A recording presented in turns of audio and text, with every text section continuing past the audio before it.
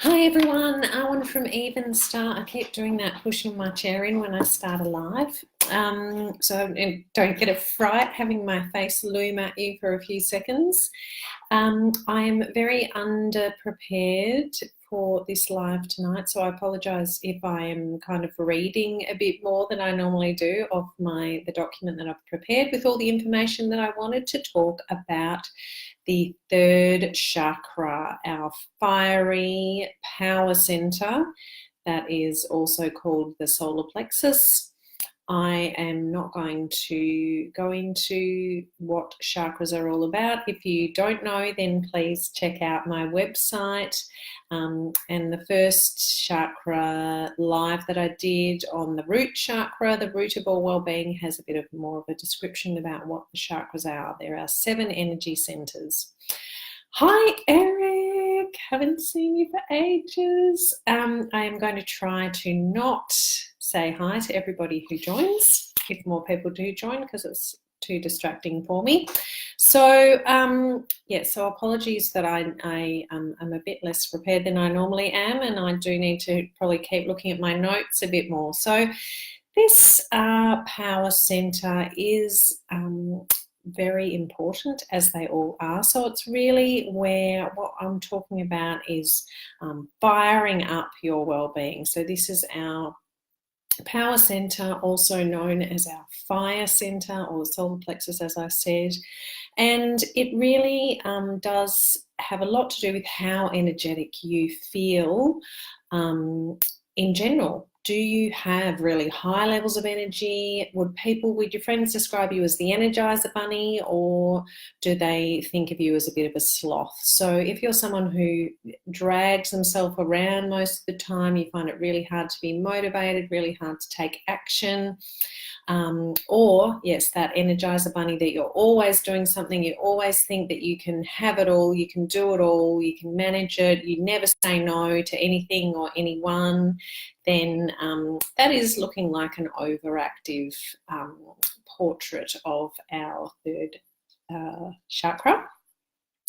If you feel that you get energy from other people, has Pussycat come to join me? You get energy from people, from food, from things that you're doing, then, again, that can be an indication of a very active solar plexus. If you feel drained by people, if you feel less energy, you feel tired after you eat, or that whole thing of not being motivated, you don't want to do stuff, then again, we're looking at underactive. So with all of these videos, if you haven't seen my other 2 yet, then I'm looking at the 2 ends of the spectrum. So when we're talking about energy, we're all about balance, and we ideally want to be at that perfect place in the middle as much as we can. So the examples I'm giving you are the extremes at either end of that spectrum, and that's where we want to look at, well, what do I need to do to try and bring that balance back into the center most of the time? We can't maintain that all the time, but obviously we do want to work towards it as much as possible. So as I mentioned, this is our power center. I always think of the one word to do with this chakra as being power. So it's very much about your confidence, your self-esteem. So again, if we're looking at the extremes of that, if you're very confident, maybe people would even describe you as a bit egotistical. You're very determined, you're very driven by your goals, and a bit of a perfectionist potentially. You have lots of goals and you want to do them all amazingly, and kind of have personal bests all the time with everything, as well as obviously besting everybody else.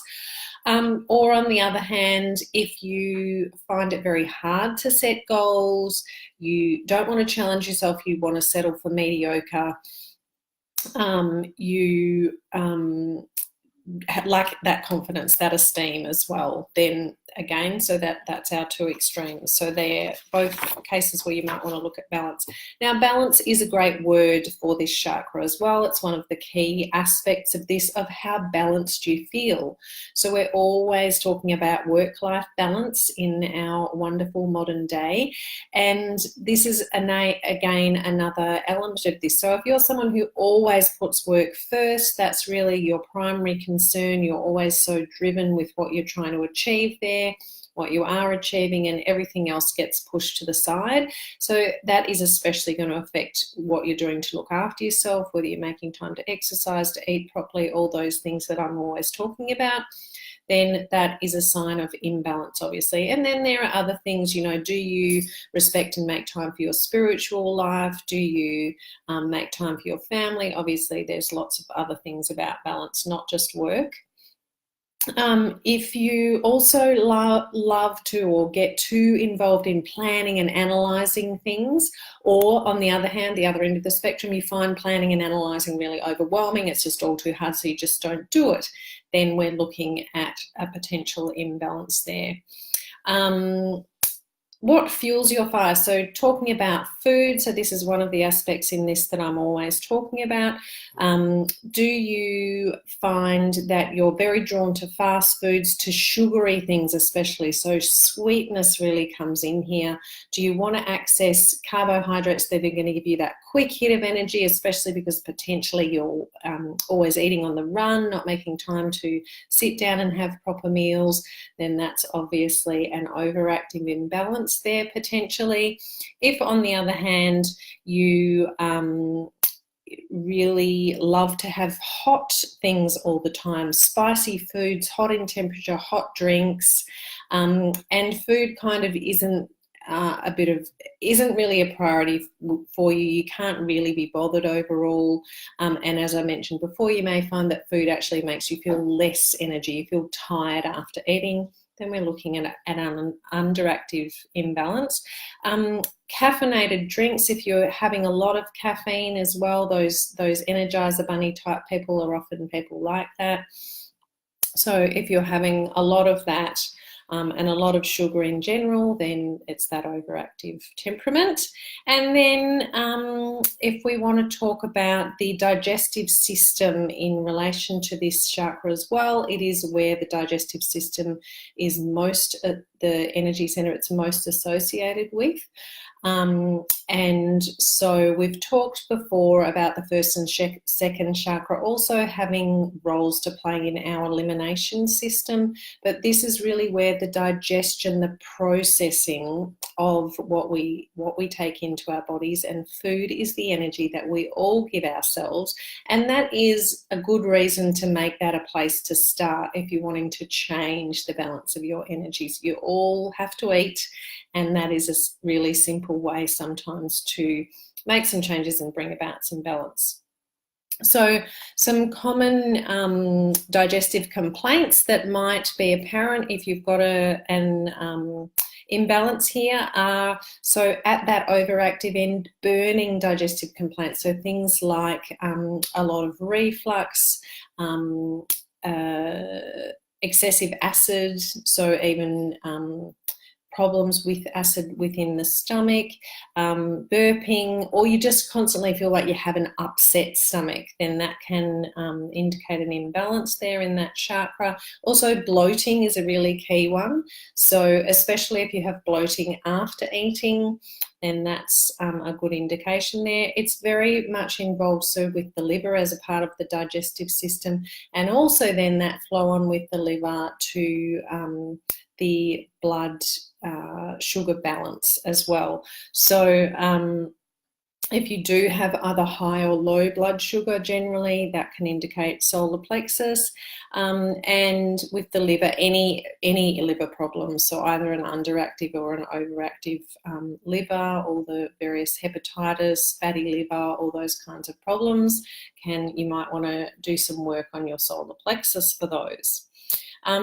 If you feel that you become really hot after you eat, then again, that's one of those overactive signs. So if any of those things sound like you or someone you know and care about, then what can you do about that?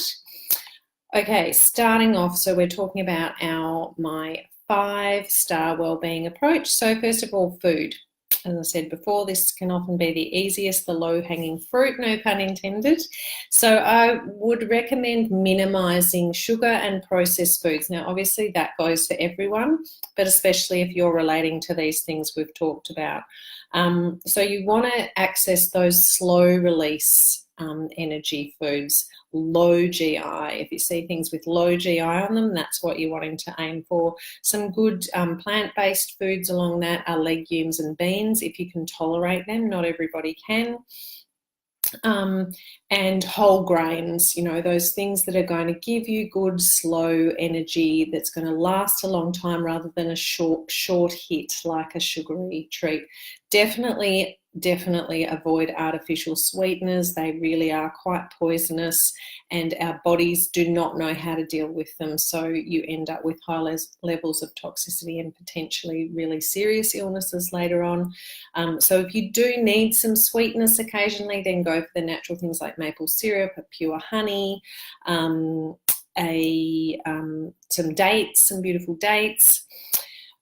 Getting plenty of fibre, really important as well, and trying to make your meals and snacks regular. So with either of these types, we've talked about the overactive or underactive, then making regularity for meals is not a priority, and that's something you need to be a bit better about. Yellow is the colour for this chakra, so I don't think I've mentioned that before. So anything to do with yellow is going to be good for you to get in contact with. So here we're talking about yellow foods, so corn, your yellow capsicum, and then fruits like lemon, grapefruit, banana for some people. Corn I mentioned also. I definitely want to recommend you have organic corn only, because there's lots of genetic modification in corn crops. So you want to make sure you've got GMO-free organic corn. Pineapple is another fruit as well. So there's some lovely ones to have. So try and have 5 to 7 servings of yellow food each week. And then that whole thing also about eating slowly, don't eat on the run, prioritizing having a meal, sitting down.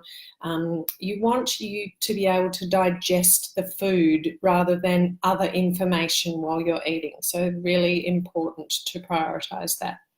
Movement is my second of the 5-star wellbeing aspects. So if you're in that underactive state, then you do want to make sure you're doing some moderate cardiovascular exercise to really stoke that fire a bit for you. If you're overactive, then more slow movement. So still things that are going to move the blood and the fire around your system, but more like yoga, tai chi, qigong.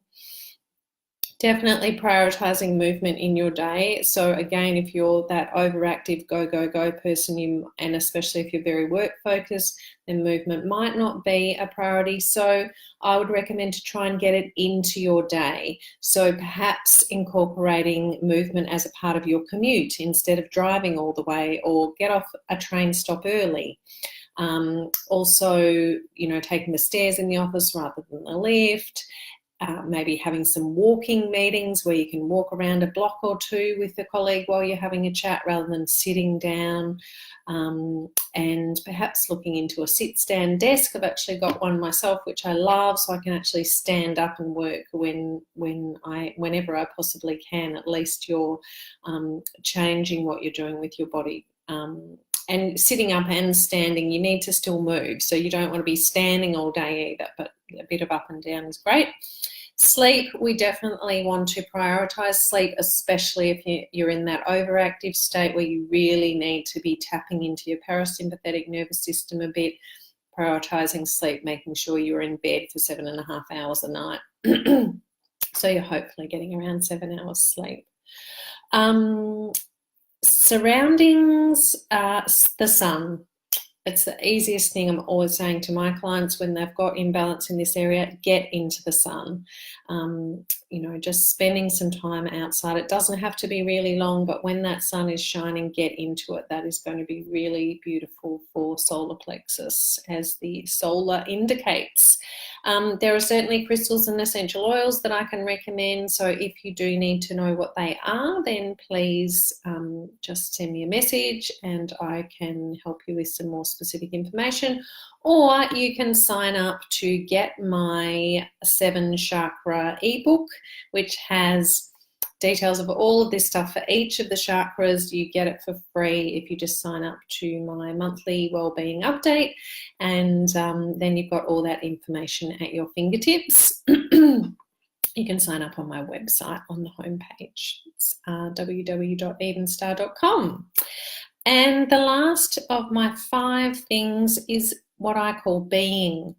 So for this one, especially if you're that overactive type, that go, go, go, please prioritize getting some fun and some just some downtime doing something you really love into your week each week. Maybe put it in your diary if that's what you have to do. Have a calendar event for having some fun with your family or friends or whatever it is. Do the opposite of your normal. So if you are one of these people that never ever says no, then make a practice of saying no to something, maybe at least once a week. If you never say no, you're always, if you never say yes and you're always declining invitations and not doing things, then make a practice of doing that, doing the opposite. Meditation, really, really important, especially if you're that go, go, go, needing to manage stress type, then I would definitely recommend meditation, recommend it to everyone, but especially you guys. Again, it's a matter of prioritizing it. There's lots of apps out there. If you need more information, then again, please let me know. And energy healing, I will always recommend for any imbalance, and we're all imbalanced in some areas all of the time pretty much. We just need to do whatever we can to try and bring that balance about. So energy healing of any kind, especially Reiki, of course, is my favourite way to try and bring yourself back into balance. So please feel free to book in a session with me if you would like to do that.